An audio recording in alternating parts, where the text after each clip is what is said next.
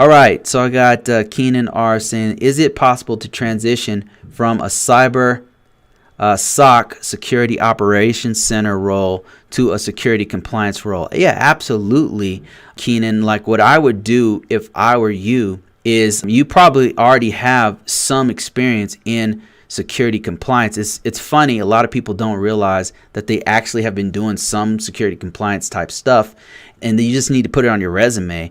Do you know anything about any kind of risk management frameworks? That includes not only NIST cybersecurity framework or NIST 853 if you've ever applied different controls, if you've done incident responses. Some of the stuff that you do in incident response are actually security controls that you're now implementing. For example, IR controls. I can actually show you here. Let me see if I can bring it up as I'm talking here.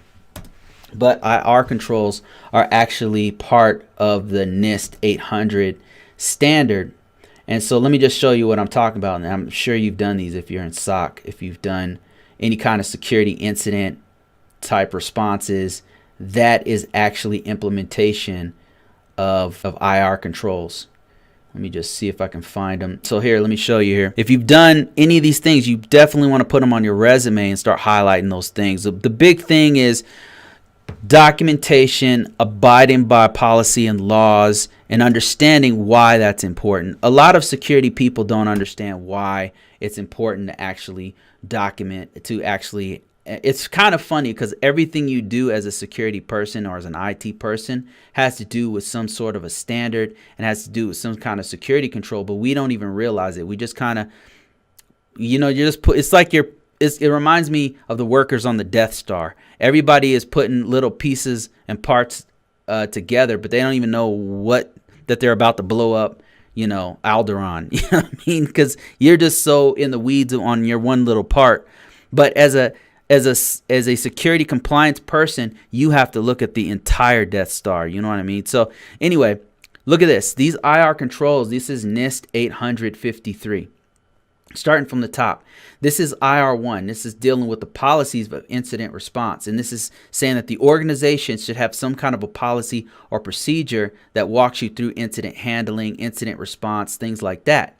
And if you ever participated in writing this policy, now I know that as a compliance guy myself, I've had to reach out to my SOC team and say, hey guys, we're writing a policy on this. We're writing a procedure. It's been a while. I've been out of the loop. There might be some things that you guys know that I don't know, so I'll reach out to these subject matter experts, people like yourself, and say, listen, we're doing this procedure that we need for new people coming in. So I'll coordinate and work with them to actually help me to write the procedure for incident response. If you've ever helped out with that, you want to put that on your resume and say that you've assisted in security compliance, and here's how. Or you've assisted in writing a procedure or a policy for incident response or for the SOC.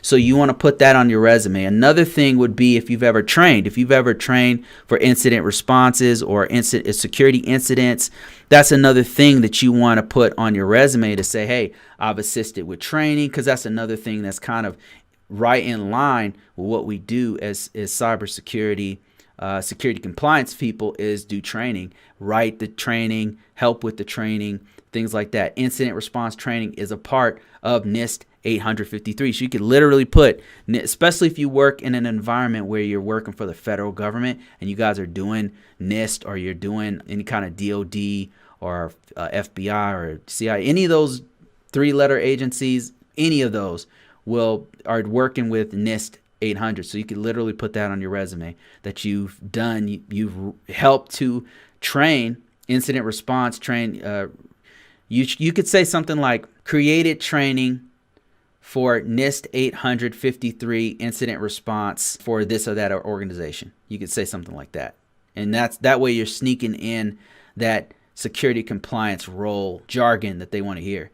Incident response testing, incident handling, all of these things are in line with the NIST 853. So what you want to do is just put that stuff right in your resume. That's how you do it. You just have to highlight it. The thing is, like I said, the people that are in the weeds, the firewall guys, the people like yourself, the SOC people, you're kind of like this. You're only looking at this one part. But as a security compliance person, we have to look at the entire picture.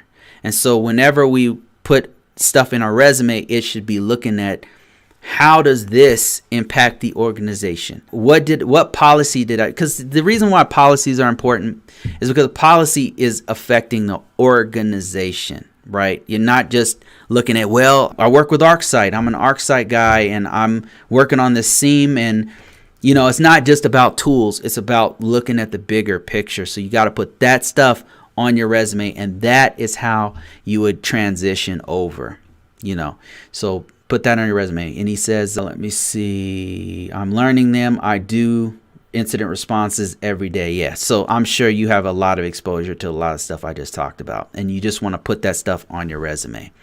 And then I don't know if you work for the federal government, but if you do, then you definitely have had some interaction with 853. You want to put that kind of stuff in there. You want to put any kind of times you've written policies or procedures or any things like that where it's impacting the whole organization, what you want to put on your resume.